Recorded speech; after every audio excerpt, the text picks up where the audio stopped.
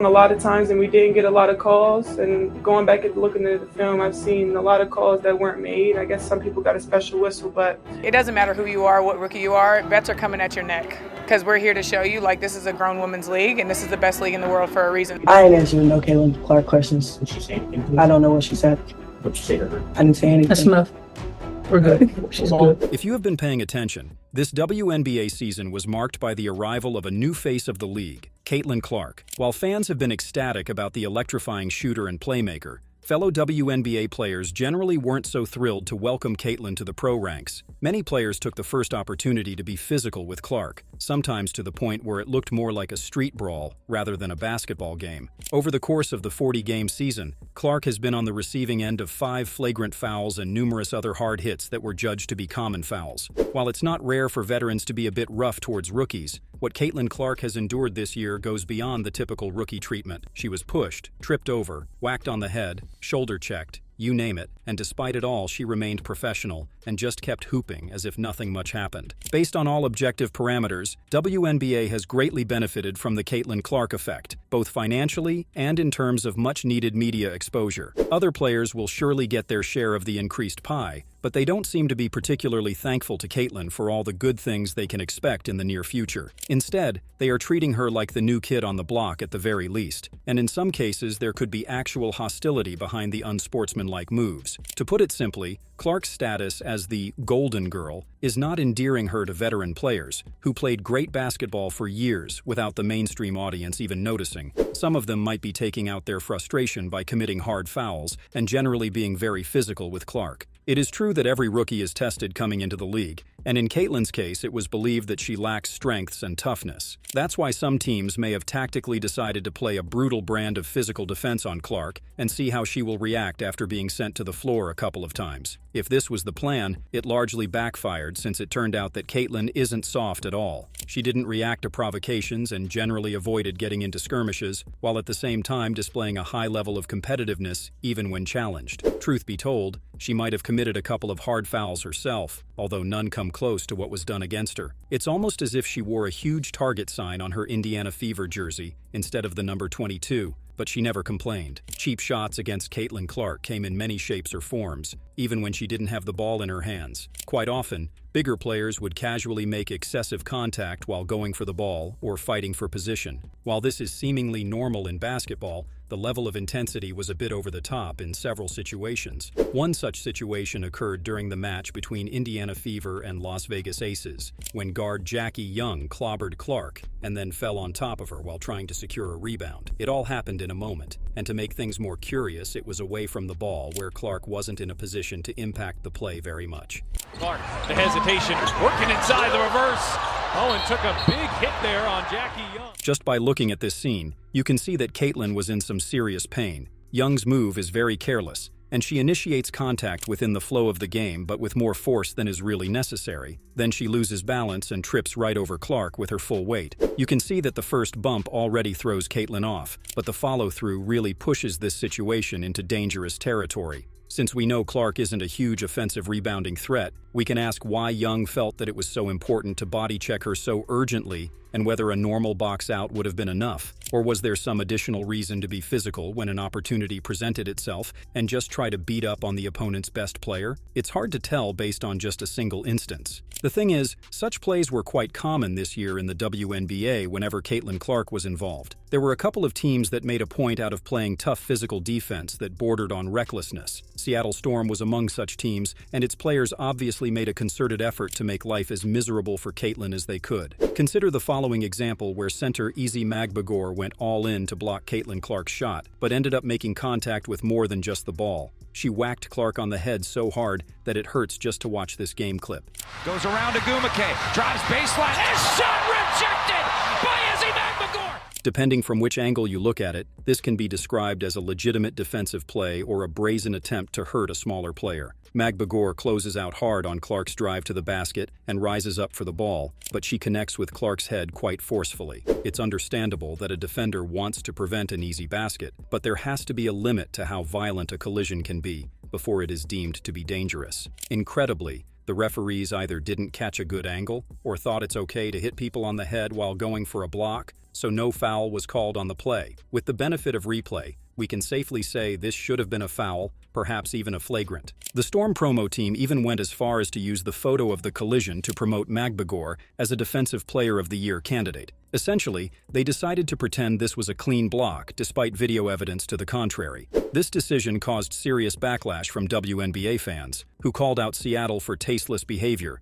and manipulative attempt to capitalize on Clark's visibility. Bad fouls can happen during a basketball game, but teams shouldn't celebrate them just because the name of the player that ended up on the floor can generate a lot of clicks. It appears that the entire Storm team had something to prove against Clark. When they weren't literally trying to beat her up, Seattle players used every chance to get into verbal altercations with the Indiana Fever star. Even a backup like Victoria Vivians felt compelled to get into a shouting match with Caitlyn Clark as they were running up the court. She got into Clark's face and tried to escalate the situation, but fortunately, Aaliyah Boston got between the two and led Caitlyn away. It wasn't a pretty scene to behold.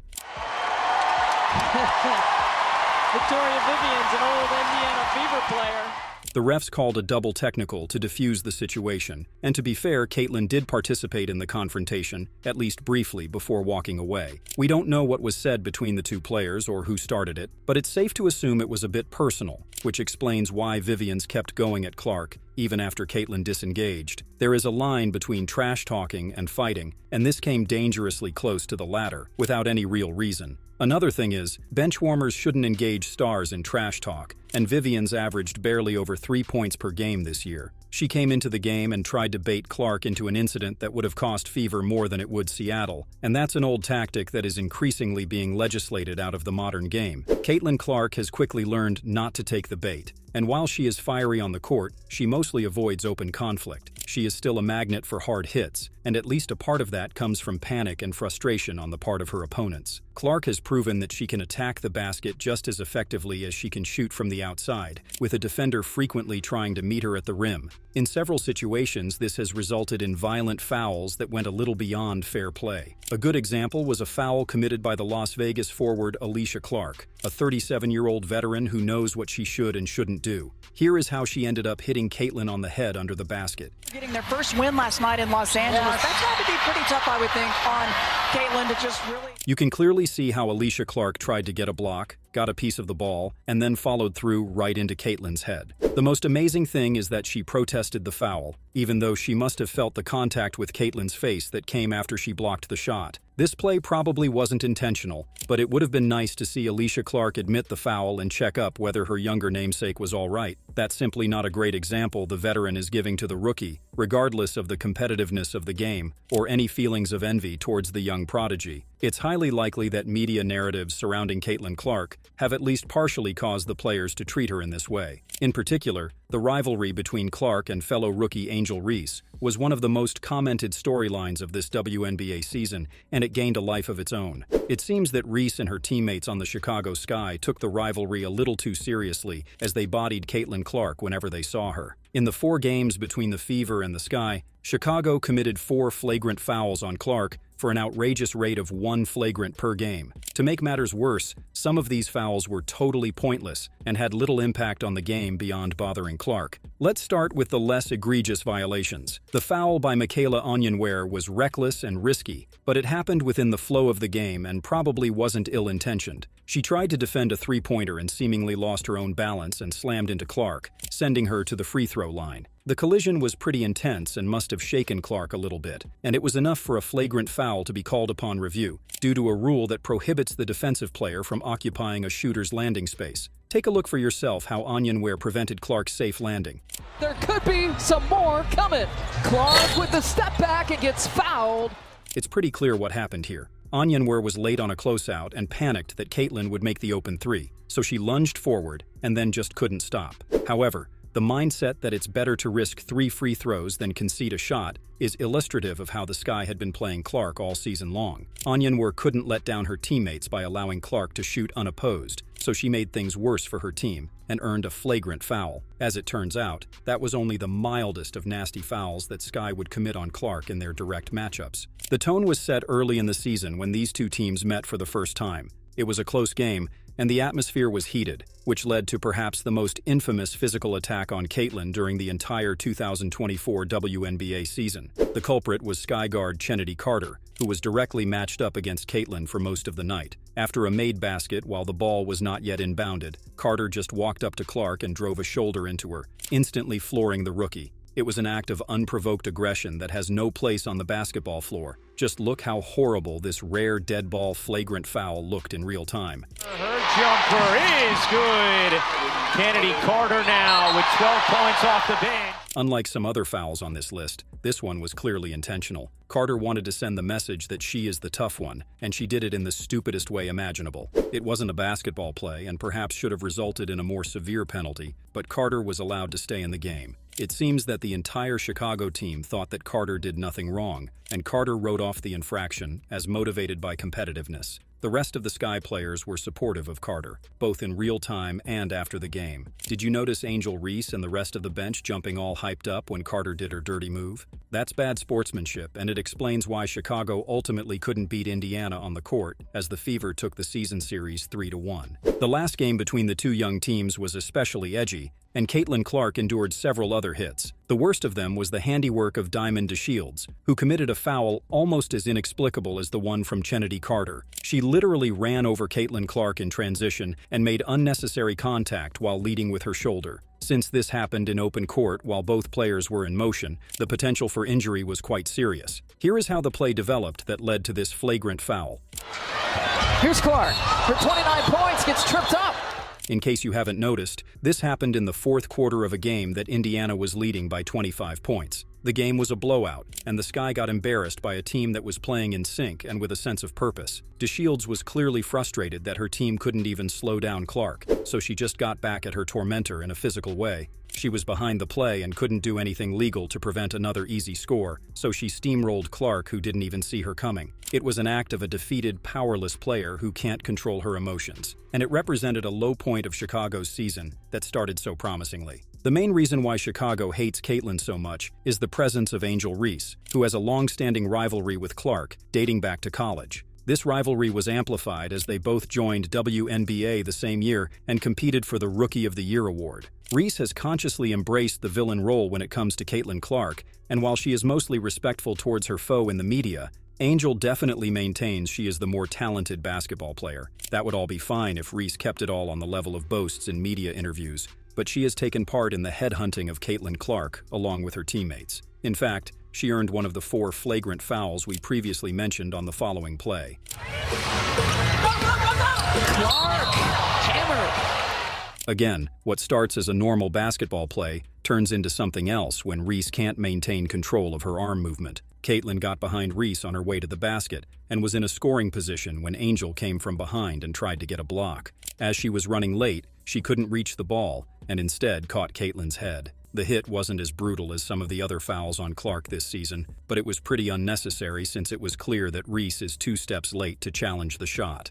Why did she have to continue the movement when she was aware the ball was too far? Is it possible that the strike in the head was a result of a conscious decision? We can't know for sure, but it doesn't look great when you swipe at your arch-rival from behind in such a fashion. It is no coincidence that Caitlyn Clark is fouled so much. It's true that she has the ball in her hands a lot, but as we've seen, she has been clobbered even in situations when she didn't. Some of the shellacking may even have been strategic. The opposing players and maybe even some coaches wanted to see how Clark will deal with physicality and adversity. In other situations, the fouls may have been just a form of petty revenge and a channel to direct professional envy. It's difficult to know which ones have been really malevolent and which just happened because of a misguided effort to stop Clark. There have even been instances when Caitlyn got hit while she was playing defense, despite not being feared as a lockdown defender. Hard screens are common in professional basketball, but they also provide convenient cover for shoving an opponent to the ground without drawing the ire of the refs. At least that's how the theory goes, but in practice, some of these screens are criminally violent and are totally obvious fouls. Look at this play from the game between the Fever and Connecticut Sun, where Alyssa Thomas basically clotheslined Clark while setting a ball screen for her teammate. 5 quick points here for Caitlyn Clark, and Thomas just runs over Clark. First of all, Thomas is moving up to the point of contact, which makes this an illegal screen. She goes out of her way to block out Clark, and then leans into the pick with way too much force. sending Caitlyn instantly to the ground. This is a great example of how a routine play that happens dozens of times, every game becomes a little bit more intense when Caitlyn Clark is involved in any capacity. Alyssa Thomas is a WNBA veteran with 10 seasons on her resume, so when she does things like this, it's probably not because she got lost in the moment. More likely, she wants to put the prized rookie in her place and tries to do it in a very crude way. This offensive foul happened in a regular season game and could have raised the temperature between the two teams that were destined to meet in the first round of 2024 WNBA playoffs. Alyssa Thomas and the Sun gave Caitlyn Clark the first taste of playoff basketball, which would be just a part of the learning process, if not for some questionable fouls again. Connecticut won Game 1 easily on its own court, but another controversy erupted because Caitlyn Clark got a black eye courtesy of Carrington. Clark was attempting to shoot a three when a misjudged challenge turned into an eye poke, causing many fans to suspect this was another cheap shot. This is how it all went down. Harassed by Carrington, finds Boston. Both Clark and Carrington said after the game that the contact was inadvertent, and looking at the footage, it does look like a freak accident. Carrington was defending a pass a little too aggressively and tried to make a deflection, but she didn't even notice that the tip of her fingers made contact with Clark's face. She kept following the play and then ran the fast break while Clark collapsed to the floor in pain. There was no foul called on the play at all, so the referees seemed to agree that the contact was incidental. However, it was enough to give Clark her first playoff bruise, which she wore proudly during the post-game interviews. It was one of those games where nothing goes her way, so in addition to missing a bunch of shots and losing the match series, she also had to endure an injury scare. While Caitlyn played much better in Game 2, Carrington and the Sun were still able to win and end the Fever's season. Given the sheer amount of cheap shots she was subjected to, it's quite fortunate that Caitlyn Clark was able to finish her first season in one piece. After every nasty hit, she just stood up and continued to play without responding to the provocation in any way. While we should be thankful that she avoided major injury, we can't condone the treatment that she was given by other WNBA players. In her second campaign, Clark won't have the status of a rookie, so hopefully she will get more respect from defenders and officials alike, but it would be naive not to expect a few cheap shots disguised as hard close-out or bone-jarring picks. Despite ample proof that Clark is a true competitor who doesn't change her approach after being hit, defenders with few other options might continue to exact physical punishment and try to push her around. Judging by the outcomes of this season, Caitlyn Clark will continue to make wild shots and connect on amazing passes no matter what the defenses do.